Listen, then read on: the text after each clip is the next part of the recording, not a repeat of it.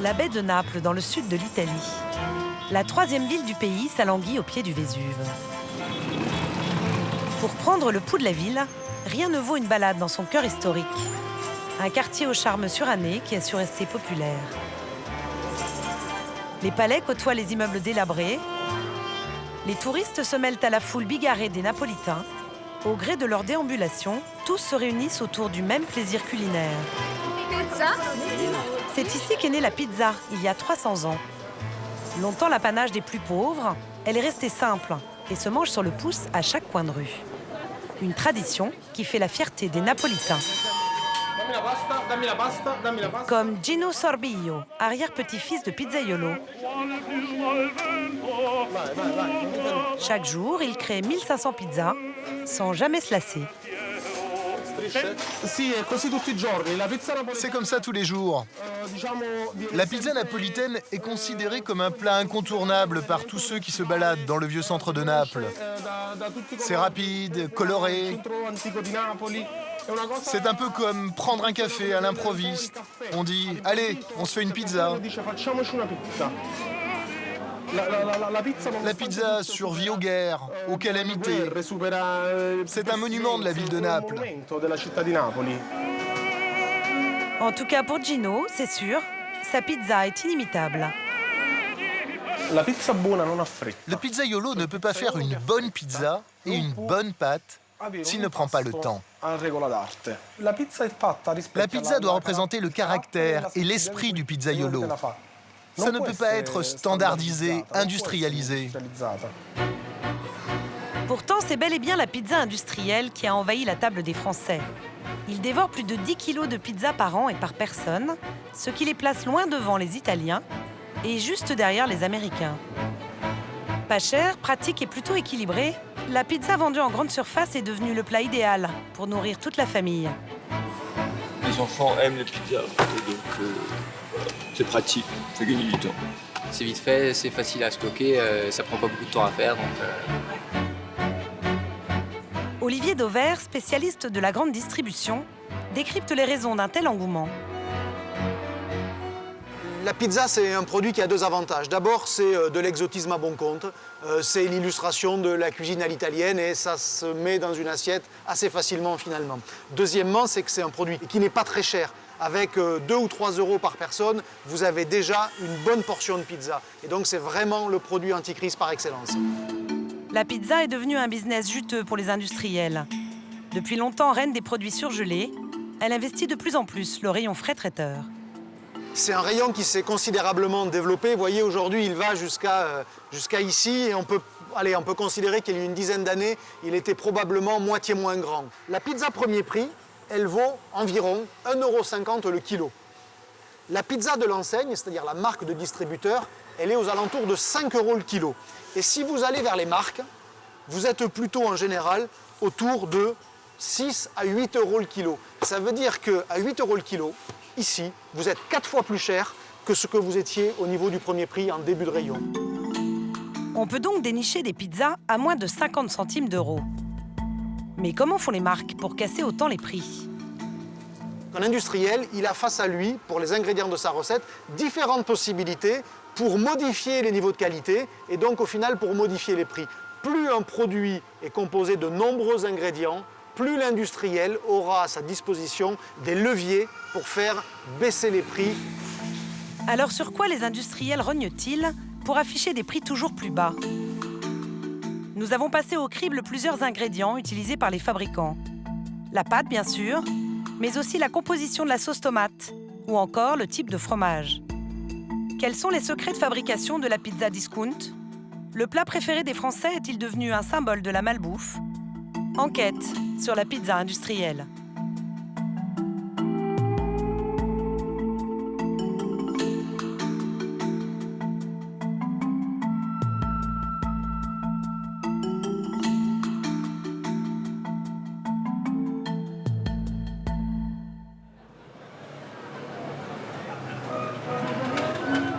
À Naples, la pizza est plus qu'un art de vivre, c'est une passion. À toute heure du jour ou de la nuit, les Napolitains investissent les trattorias de la ville, comme chez Gino, au fourneau depuis l'âge de 9 ans. Moi, ce que j'aime, c'est le contact direct avec mon quartier, mon peuple, mon travail, ma pâte douce et parfumée. C'est ça qui compte, d'être là, comme l'ont fait mon grand-père, mon père, et comme j'espère feront mes enfants. Et cela fait près d'un siècle que le succès de son restaurant ne se dément pas. La traditionnelle pizza napolitaine coûte entre 3 et 7 €, pour les touristes comme pour les habitués. Même sous la pluie, ils sont prêts à faire la queue. Ça fait combien de temps que vous attendez? Ça fait 20 minutes. Mais ici, on peut patienter 2 heures sans pouvoir rentrer. Mais bon, ils font la meilleure pizza de Naples. Pourquoi êtes-vous venu ici? Parce que c'est l'un des plus connus. On dit que c'est le meilleur. Il paraît que c'est bon. Vous venez souvent? Non, c'est la première fois. J'espère vraiment qu'elle est bonne. C'est meilleur qu'en Amérique. Gino a accepté de nous révéler un secret de famille. La recette de la margherita, la plus vendue dans son restaurant. La pizza semble être simple à faire. Mais ça ne l'est pas. On doit respecter certaines règles, même s'il y en a peu. Première étape, faire une pâte dans les règles de l'art. Pour 1 litre d'eau, il faut 1,750 kg de farine. Puis, Gino dilue dans l'eau 2 à 3 grammes de levure de bière. C'est de la levure fraîche, vivante. Il ajoute environ 60 grammes de sel. Puis, il mélange le tout dans la madia, cet ustensile en bois qui permet d'obtenir une pâte moelleuse, sans ajouter de matière grasse. La pâte va ensuite y reposer pendant 8 heures. La pâte ne doit pas être violentée. Il faut la toucher comme si c'était le corps d'une femme.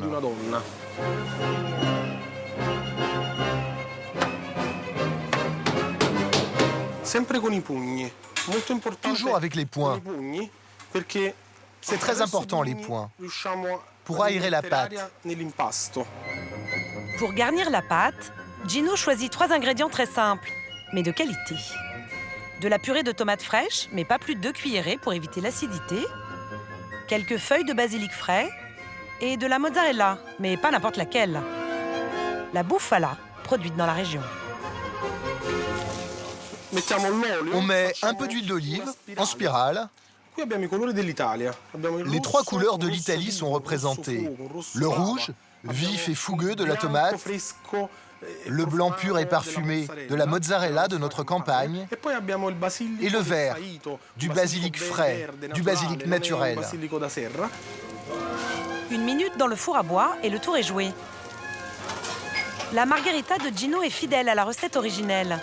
Créée en 1889, en l'honneur de la venue à Naples de la reine Marguerite de Savoie. Y a-t-il un point commun entre la traditionnelle pizza napolitaine de Gino et la pizza industrielle?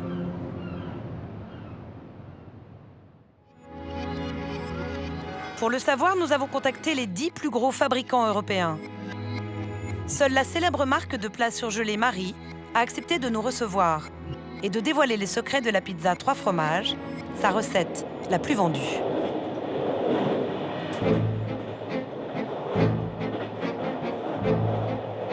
Nous partons à Mirebeau, près de Poitiers, où nous avons rendez-vous avec la directrice de l'usine, Laurence Martin. Marie, un fabricant qui compte dans le secteur de la pizza surgelée. De 2% il y a 10 ans, sa part de marché est passée à près de 9% aujourd'hui. Une réussite qui va de pair avec une communication bien maîtrisée.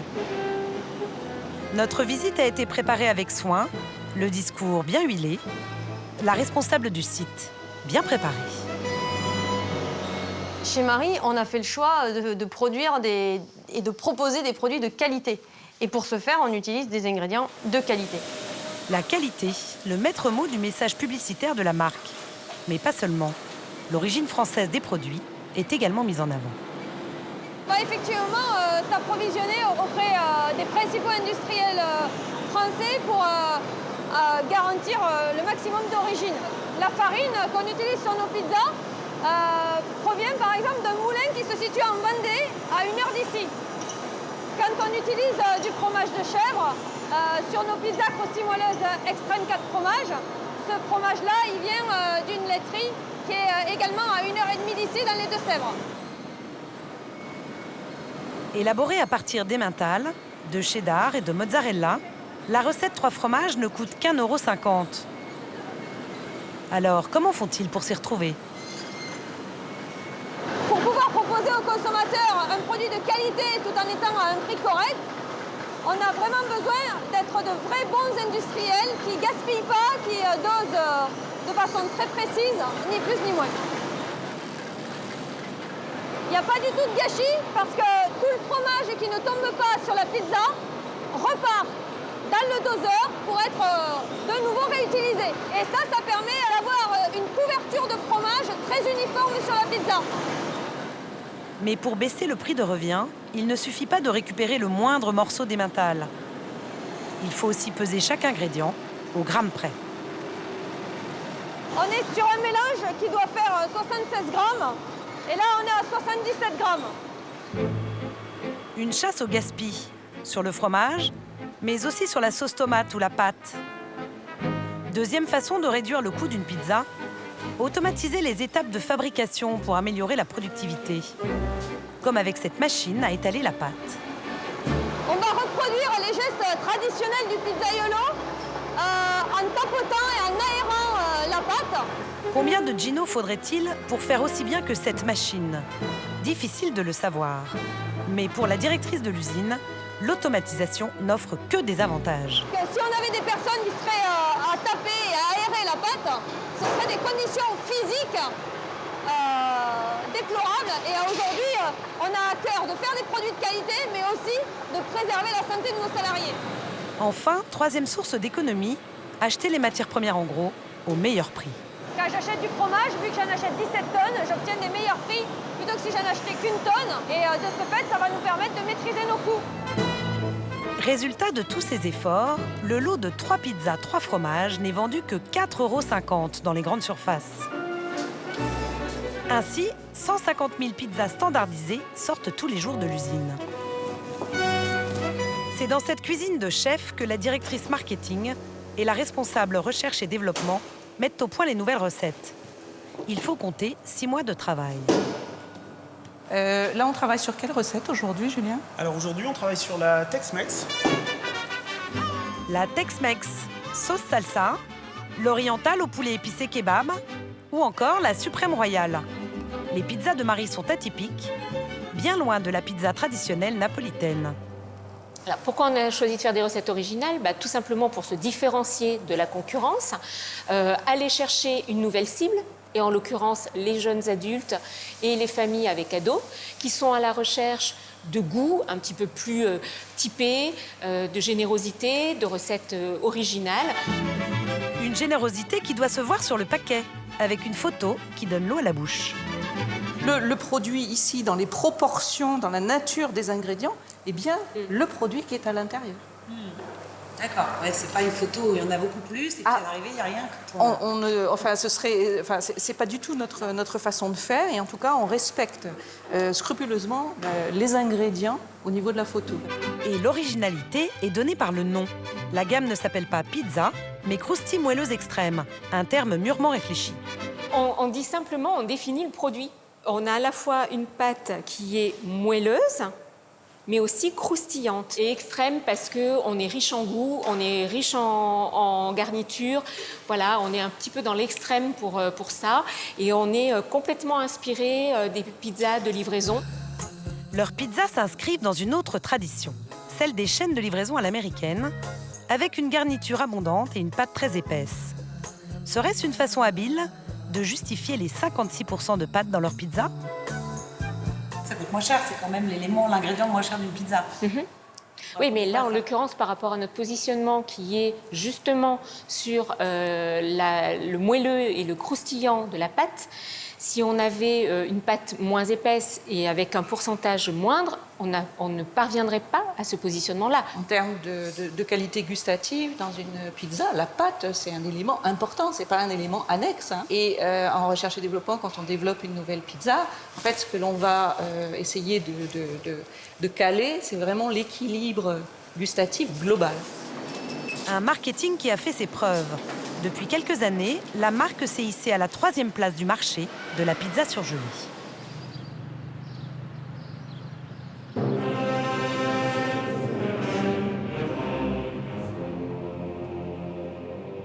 Alors, peut-on se faire plaisir en mangeant une pizza industrielle? Nous en avons acheté 4, toutes marques confondues, à moins de 2 €. C'est le prix moyen payé par les Français pour une pizza. 4 experts ont accepté de les goûter et de les juger. Nicolas et Sebastiano, 2 restaurateurs italiens, Jean-Édouard, directeur de l'école de Pizzaiolo de Paris, et Jean-Michel Cohen, nutritionniste.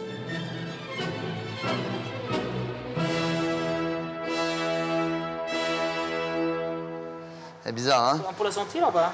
Ouais, mais vas-y, fais-toi plaisir. Nous avons volontairement choisi des recettes simples, à base de fromage, tomates et jambon.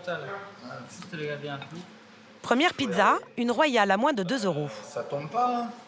Ça veut dire que c'est resté collé, quoi. L'aspect, il est pas très flatteur, je dirais. Voilà. Beaucoup de brunissement du fromage, remontée de matière grasse, je dirais. Et des petits morceaux de jambon comme ça, coupés tout petits, ça m'interpelle. C'est-à-dire que quand on veut travailler un beau produit, on le met en avant, on n'essaye pas de le masquer, de le cacher. Or là, le jambon, il est un petit peu dissimulé, coupé tout petit. Donc ça me fait un petit peu douter. On sait que là, on va manger du pain avec des ingrédients de petite qualité et en petite forme, quoi. En un clin d'œil, il repère la ruse la plus employée par les industriels pour faire baisser le prix. Ouais, là, on voit vraiment une très grosse épaisseur de pâte, hein, et très peu d'ingrédients. Plus on descend dans la gamme des pizzas industrielles, et plus la proportion de pâte est importante. Sur les produits discount, il y a au moins 60% de pâte et seulement 40% de garniture. Conforme à la promesse visuelle, pas bon. Même le pain, il est pas bon. Je n'ai aucun goût majeur qui pend dessus autre chose. Ça a quand même le goût de pizza. Non. Il faut mâcher extrêmement longtemps. Pourquoi? Parce que c'est essentiellement une galette de pain qu'on mange. Là, j'ai l'équivalent d'une baguette avec, sur laquelle j'ai mis grosso modo 20 grammes de jambon, 30 grammes de jambon et 30 grammes de fromage. Jamais vous feriez un sandwich avec 30 grammes de jambon, 30 grammes de fromage pour une baguette entière, quoi. Voilà pourquoi c'est pas cher. C'est parce que le produit le plus vendu là-dedans, ça reste quand même le produit entre guillemets pain. La suivante est une margherita, allemande contre toute attente. Elle est fabriquée par le leader mondial de la pizza industrielle surgelée. On dirait une pizza au brocoli. Ça sent l'ail, quoi. Il est monté jusqu'à 1 mètre. Du pesto, non? Non, trop cher le pesto, tu rigoles. Le pesto, c'est trop cher, c'est de l'ail et du persil. Elle est plus goûteuse que l'autre, tu vas voir que l'autre est un peu plus sec, un peu plus figé. Beaucoup plus grasse. Beaucoup plus grasse, pour moi, oui, également. C'est essentiellement de la graisse. C'est 45 grammes de graisse, c'est 65% de la valeur calorique du produit. C'est vendu sous forme de graisse. Et le produit à lui tout seul, une pizza comme ça, fait 900 calories. C'est-à-dire l'équivalent de 2 gros sandwichs à la viande. Ça n'a pas l'air comme ça, hein. Oh là là. La 3e pizza s'avère encore bien pire. Qu'est-ce qu'il y a? Il y a pas de fromage. C'est que de la tomate. Il la recrache, la pizza, c'est... Ça, c'est du premier prix, hein. 50 centimes. Cette pizza premier prix est la moins chère du marché. Une épaisseur de pâte très impressionnante. Plus épaisse que mon pouce. On voit bien la tomate qui va être la deuxième chose, la deuxième chose la moins chère après la pâte à mettre sur la pizza, qui est extrêmement présente. Oh là là, madone. Quelle horreur. Déjà, quand on la pose, l'effet d'avoir ce bruit... bon. C'est honteux s'il n'y avait pas d'huile d'olive pour mettre le brillant. Mais regardez cette couleur, quoi. Ça n'existe pas, ça, c'est de la carotte. Voilà, on racle très légèrement. Voilà, je vais enlever la matière.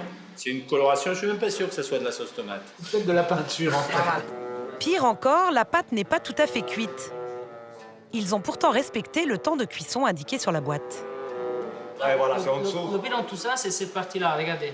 Toute cette partie-là, en fait, ce qui se passe dans notre petit estomac, C'est vraiment digeste, quoi. c'est qu'il va faire une petite boule comme ça, qui va se mettre là-dedans.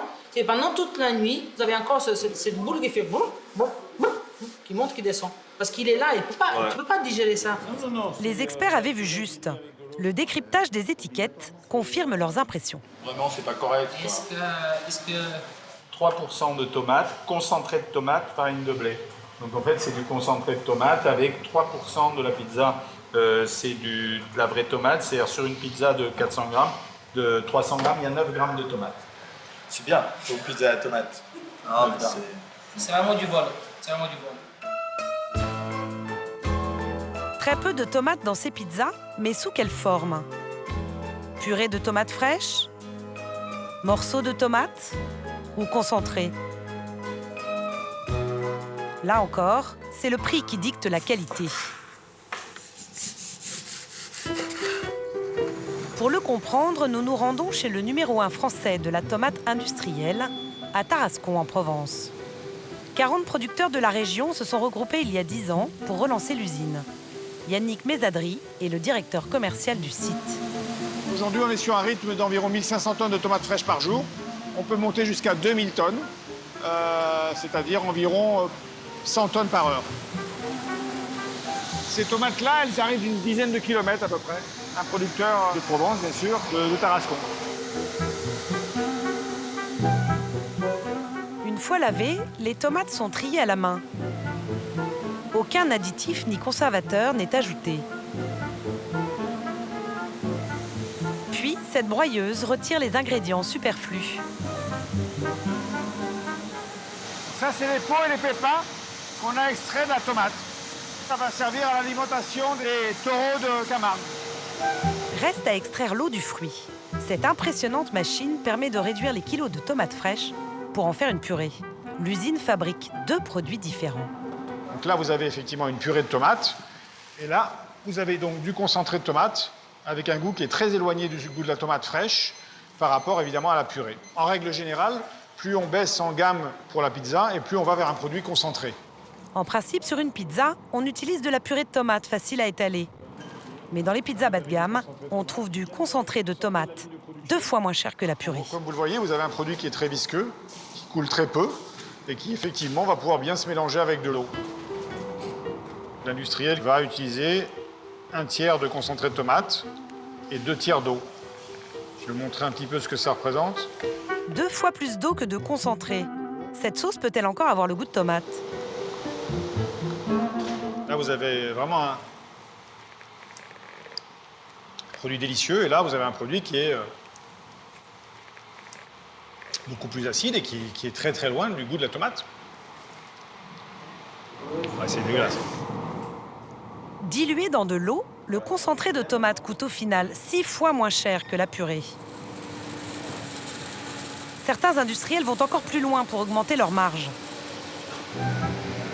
Ils achètent le concentré de tomate ailleurs, en Chine par exemple. Là-bas, il coûte 30% moins cher qu'en France, mais avec des garanties sanitaires, souvent bien moindres. Quand une usine européenne aura une centaine de paysans, par exemple, 40 dans notre cas, c'est précisément d'où proviennent les tomates, à quel moment elles ont été plantées et tous les traitements qu'elles ont subis. Une usine équivalente en Chine aura plus de 1000 producteurs. C'est quasiment impossible de contrôler le travail de chacun. Une traçabilité d'autant plus floue que la loi chinoise autorise l'utilisation de pesticides ou de désherbants totalement interdits en Europe. Pour le consommateur, c'est qu'il aura un petit peu moins de garantie en termes de sécurité alimentaire dans un produit qui est fabriqué en Chine plutôt qu'en Europe. Mais inutile de chercher la provenance de la tomate sur votre emballage de pizza. La loi n'oblige pas les industriels à préciser l'origine des ingrédients qu'elle utilise, aux grandes dames des associations de consommateurs. La purée de tomate, on ne sait pas. La mozzarella, on ne sait pas. Il est clair que les industriels n'ont aucun intérêt à indiquer l'origine de leurs ingrédients, tout simplement parce que ça les empêcherait de continuer dans leur pratique habituelle, qui est d'acheter la purée de tomates un jour en Chine, le lendemain en Turquie, le surlendemain par exemple en Italie ou au Maroc. Malheureusement, du fait du lobbying extrême de l'industrie agroalimentaire européenne, la Commission européenne jusqu'à ce jour ainsi que le Parlement européen ont cédé à leurs demandes et cette obligation pour le moment n'est toujours pas mise en œuvre. De la sauce tomate chinoise ou encore du fromage danois. Le monde entier se retrouve dans une pizza. Pourtant, les marques font tout pour vous faire croire que la pizza vient bel et bien d'Italie. On voit que par exemple sur cet emballage, ça sent beaucoup l'Italie. On a les 3 couleurs du drapeau italien, vert, rouge et blanc. On a quelque chose qui évoque la mozzarella italienne, de la tomate italienne. Le nom aussi. Le nom, évidemment, ristorante, mozzarella, pizza, tout ça, ce sont des noms italiens. La réalité, évidemment, est tout autre. C'est un produit qui est fabriqué en Allemagne. On a vraiment l'impression qu'on nous fait passer un peu des vessies pour des lanternes. Plus de pâtes que de garniture. Des tomates diluées à l'eau et des ingrédients à l'origine inconnus. Toutes ces petites astuces font baisser le coût d'une pizza. Mais pour vraiment casser les prix, les industriels jouent sur l'ingrédient le plus cher, le fromage. À Naples, la pizza authentique a un vrai secret, la mozzarella de bufala. Les restaurateurs n'hésitent pas à venir la chercher jusqu'ici, en Campanie, une région située plus au sud en Italie.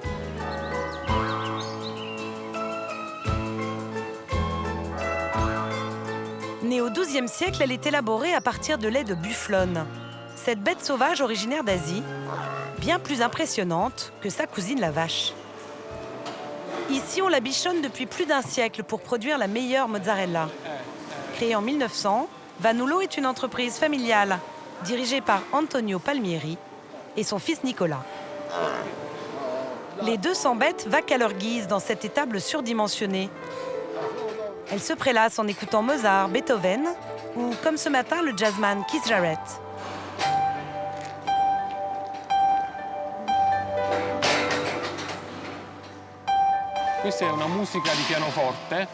La musique, c'est du piano. C'est un fond sonore que l'on met afin de les distraire et de les apaiser, pour que ça leur soit plus agréable. Elles sont très sensibles à leur environnement. Avec la musique, on soigne leur bien-être et donc leur productivité. Ils poussent le luxe jusqu'à leur offrir des massages anti-stress. C'est un peu un hôtel 5 étoiles. On a les peignes pour qu'elles se grattent, les matelas pour qu'elles se reposent, l'espace pour qu'elles se nourrissent, l'eau est toujours propre. C'est le top pour leur bien-être. C'est encore mieux que ce que la nature pourrait leur offrir. Afin d'obtenir le meilleur lait possible, ces conditions de vie douce ne suffisent pas. L'entreprise a alors investi dans une treilleuse high-tech, entièrement automatisée, une vraie révolution. Quand la buffle rentre dans cette cabine pour se faire traire, la puce qu'on a placée sur son cou permet d'identifier la bête. Et le robot non seulement la reconnaît, mais il sait aussi combien de lait elle est censée produire pour chaque mamelon. Grâce à une webcam, il va identifier l'emplacement du mamelon et il va s'y accrocher. C'est la bufflone qui choisit elle-même le moment de la traite. Elle peut même manger en même temps. Vous voyez, en vivant ainsi en liberté, l'animal vit mieux. Il produit un lait de meilleure qualité et en plus grande quantité. Un élevage de luxe pour une mozzarella d'exception, renommée dans le monde entier.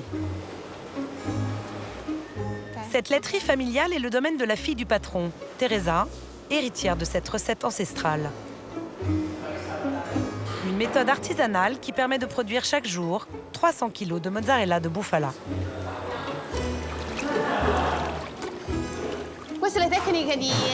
Voici donc les techniques de découpage de la mozzarella. Une personne donne la forme au morceau et l'autre va la couper. Cela vient de mozzare, qui signifie couper avec les mains. Donc il donne cette forme. Ça se voit que c'est manuel. Si on compare à une mozzarella industrielle, qui aura toujours une découpe nette, celle-ci a une forme bien irrégulière. Déguster ce fromage se mérite. La famille Palmieri vend toute la production sur place à 13 € le kilo. Au mois d'août dernier, 45 000 personnes se sont pressées dans leur boutique. La mozzarella est vendue uniquement aux particuliers, des consommateurs de passage ou bien les habitués qui viennent ici exprès pour l'acheter. Nous ne la vendons ni au supermarché, ni aux grossistes, uniquement au client final. En Italie, la mozzarella de Bufala est un trésor national, protégé depuis 1998 par une appellation d'origine contrôlée. Pourquoi vous venez ici? Parce qu'elle est bonne, elle est spéciale. On vient pour la balade, mais aussi bien sûr pour la mozzarella. C'est la plus renommée au monde. C'est le meilleur endroit pour acheter de la mozzarella en Italie. Que pensez-vous de la mozzarella utilisée sur les pizzas industrielles? Il devrait y avoir plus de différenciation entre les deux. C'est dommage de voir le nom de mozzarella employé abusivement. À mon avis, le terme de mozzarella ne devrait pas être employé sur la pizza industrielle, parce que ça n'a pas de sens. C'est faux. La mozzarella de Bufala ne représente que 30% de la production italienne. Le fromage qui agrémente la majorité des pizzas industrielles est donc élaboré à base de lait de vache. Nous partons à Sonnino, dans la région agricole de Latina, à mi-chemin entre Rome et Naples. Depuis plus de 40 ans, l'usine Francia fabrique de la mozzarella spéciale pizza. Massimo Francia dirige l'entreprise familiale avec ses 8 cousins. On reste fidèle à un processus de caillage naturel du lait. Le même que l'on faisait déjà il y a 100 ans dans les petites fermes agricoles. Créée en 1970, la ferme familiale a bien grandi. Aujourd'hui, la marque compte 3 usines en Europe. Il faut 9 litres de lait pour faire 1 kg de mozzarella. Donc, quand on mange 1 kg de mozzarella, c'est comme si on buvait 9 litres de lait. Pasteurisé, le lait est ensuite caillé pour prendre la forme de cette pâte spongieuse. En tout, il faut compter 7 heures pour fabriquer cette mozzarella au lait de vache, vendue 2 fois moins cher que la Bufala. La pâte est mûre. On voit des filaments. Elle peut donc passer à l'étape suivante dans la machine à filer. C'est comme si on tricotait un pull. Séchée à l'air libre, la pâte de fromage se mélange à de l'eau bouillante avant d'être salée. Cette étape est décisive pour donner l'aspect filant du fromage, indispensable sur une pizza. Chaque jour, 150 tonnes de mozzarella au lait de vache sortent de cette usine. C'est toujours du lait frais, à 100%. C'est de la vraie mozzarella, sans additifs ni conservateurs. Et pour voir si elle est bonne, on doit voir le lait giclé. La mozzarella pour pizza est plus dure, mais si on presse, on voit le lait giclé. Parce qu'une mozzarella, même sur une pizza, conserve sa saveur, son goût de lait. Un goût de lait que Massimo est fier de mettre en avant sur le paquet. Fior di latte signifie fleur de lait, une façon de se démarquer de ses concurrents. Malheureusement, sur le marché, il existe beaucoup de produits avec le nom de mozzarella, mais qui n'en sont pas vraiment. Le nom n'est protégé, ni nationalement, ni au niveau de la communauté européenne. Donc, on peut écrire mozzarella sur n'importe quel produit qui contient un peu de lait ou des dérivés de lait, comme la caséine ou les protéines de lait. En résumé, un fromage à pizza peut s'appeler mozzarella, même s'il est fabriqué au Danemark, en Grèce, en France ou ailleurs. Mais il y a encore plus étonnant. Il existe du fromage quasiment sans lait, une préparation alimentaire qui coûte 2 fois moins cher que le vrai fromage. On la retrouve surtout sur les pizzas premier prix. Dans sa composition, des termes scientifiques inconnus du grand public, comme par exemple protéines végétales hydrolysées ou encore lactosérum. De la Grande-Bretagne à la Turquie, en passant par la France, nous avons contacté une vingtaine d'usines en Europe. Mais aucune n'a voulu nous montrer les secrets de fabrication de ce faux fromage. Alors, pour découvrir leurs recettes, nous avons fait appel à un ingénieur agroalimentaire pour qu'il recrée une préparation fromagère. Dans son laboratoire, Christophe Gobi crée des arômes depuis 20 ans. Faire du faux fromage pour lui, c'est un jeu d'enfant.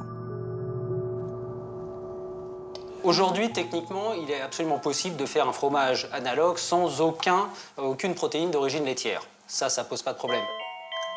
Grâce à une combinaison savante de produits chimiques. Cette mixture paraît bien éloignée de la recette d'un vrai fromage. L'ingrédient principal, c'est de l'eau, la matière première de loin la moins chère. On y ajoute de l'amidon pour la texture et des gélifiants pour donner le filant au faux fromage. Et pour remplacer le lait, il utilise des protéines de lait, 30% moins chères. Ce dérivé de lait permet aussi à l'industriel de vendre sa pizza au même prix, toute l'année, même si le cours du lait augmente. Pour garantir un prix, il faut que les matières premières soient stables, ce qui n'est pas le cas malheureusement du lait, qui permet la fabrication des fromages. Donc malheureusement, pour réussir à résoudre ce problème, l'industriel doit utiliser ce type de produit pour pouvoir être certain du prix de revient tout au long de l'année. Mélanger ces composants vont donner la texture et la couleur du fromage. Seul problème, c'est totalement insipide. Ce qui donne le goût de fromage, c'est l'arôme fromage, qu'on va pouvoir améliorer ou non selon la qualité du produit qu'on veut, avec de la poudre de fromage pour lui donner plus de vraisemblance. Un soupçon de vrai fromage, entre 1 et 5% du total, suivant les recettes. Avant de passer à la cuisson, il faut ajouter la matière grasse végétale. Ici, de l'huile de copra à base de coco. C'est elle qui va donner l'onctuosité nécessaire pour que la préparation ressemble à un fromage. On va rajouter en fait une toute petite quantité de carotène sans lequel le fromage serait tout blanc. Donc voilà le fromage analogue que l'on obtient après une nuit au frigidaire, qu'on va couper et vérifier qu'il a bien le filant d'un fromage à pizza. Presque tous les fromages à pizza sont imitables, sauf le bleu ou le chèvre, pour lesquels la technique n'est pas encore au point. On obtient les caractéristiques d'un fromage, en termes de couleur, en termes de texture, en termes de filant. Après, ça dépend le type de fromage que vous voulez donc copier. Donc là, c'est un fromage qui sera plus proche d'un type raclette. Après, on peut jouer, on peut faire de la mozzarella, on peut faire un type plus comté. Ben moi, je trouve que c'est pas mauvais en plus. Bon, il a un petit goût d'amidon parce que la formule a trop d'amidon. Vous pouvez tout à fait mettre cet analogue de fromage sur une pizza. Le consommateur aura toutes les caractéristiques visuelles, gustatives d'un fromage. Et il coûtera 2 fois moins cher. Alors, ce faux fromage peut-il faire illusion auprès du consommateur? Pour le savoir, nous retrouvons les 4 experts de la pizza.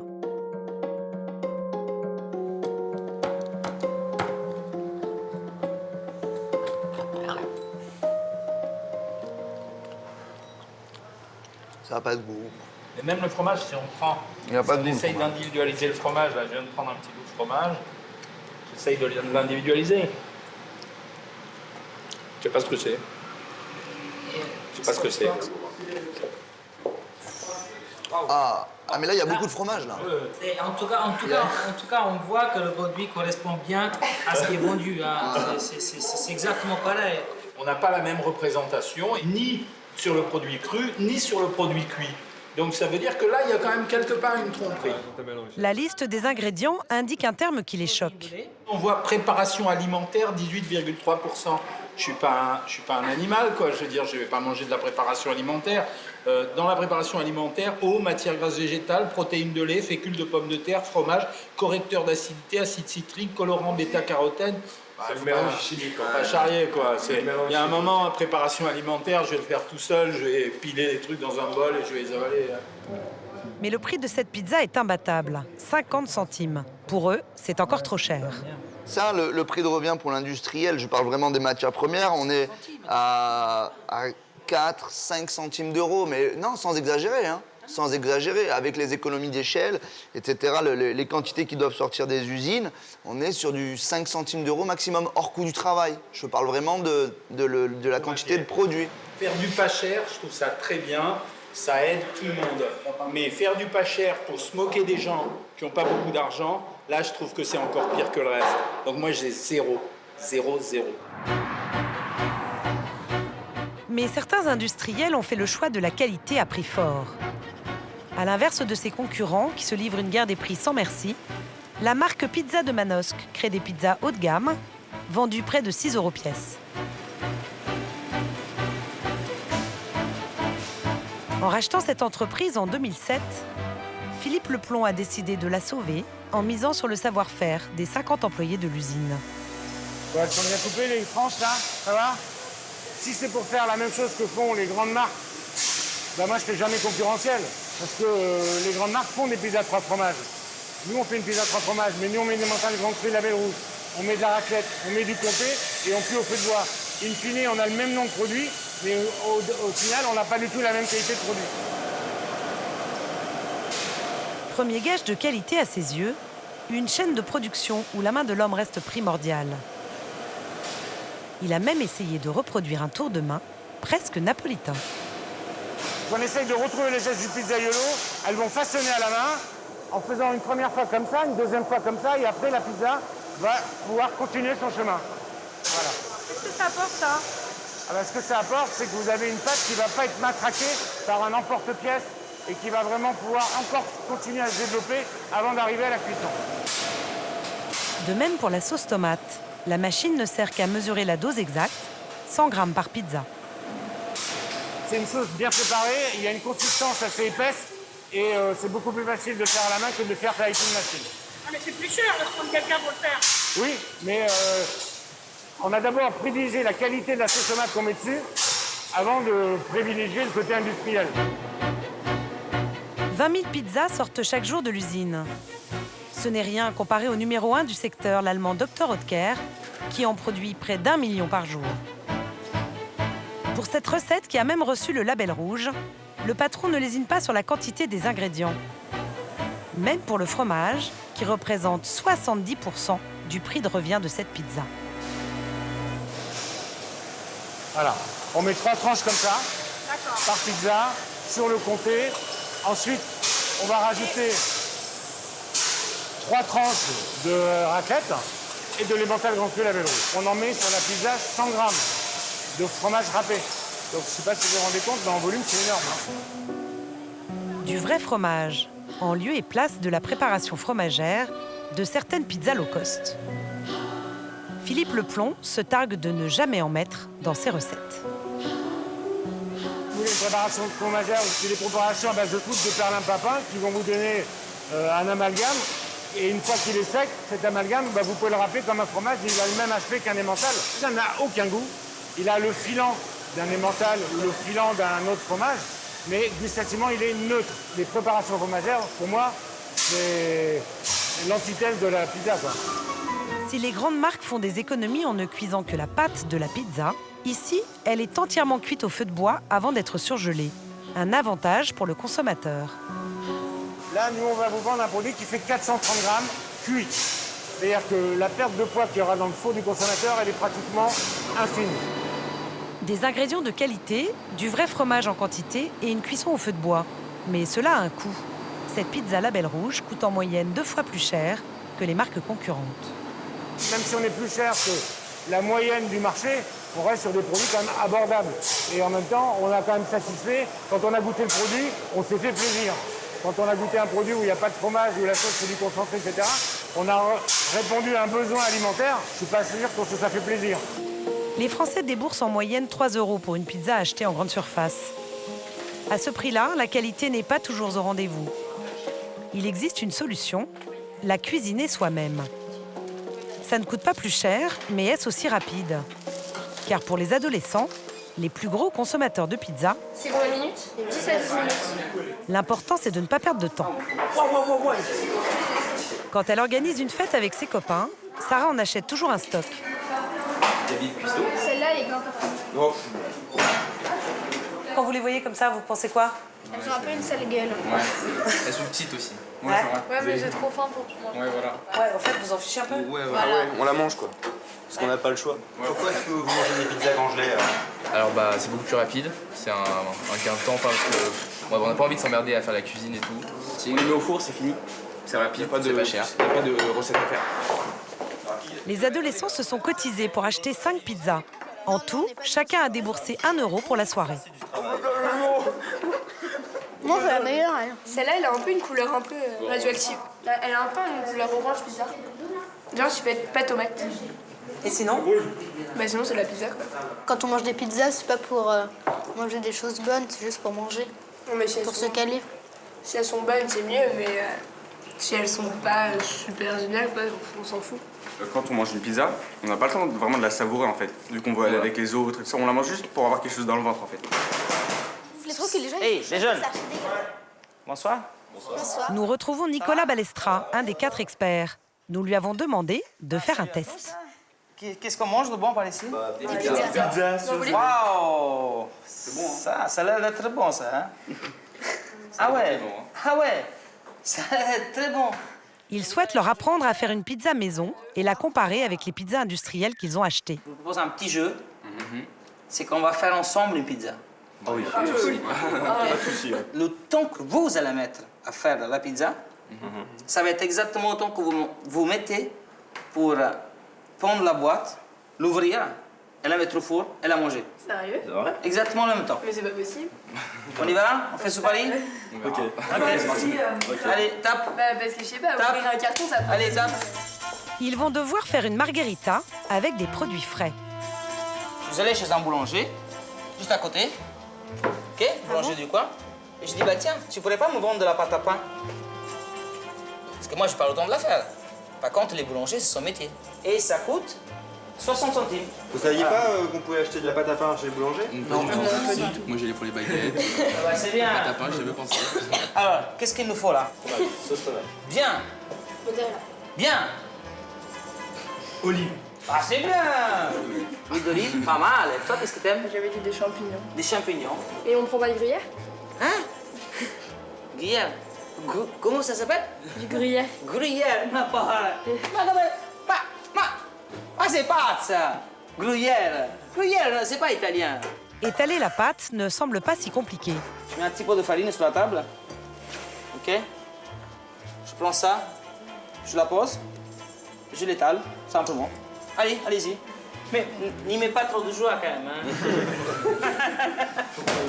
Tu dois imaginer il y a quelque chose que tu vas manger après, donc tu dois le faire avec un petit peu d'amour. Tu vois, tu vas, vas-y, parce que ça te fait plaisir. Mais en fait, c'est plus dur que ça en a l'air.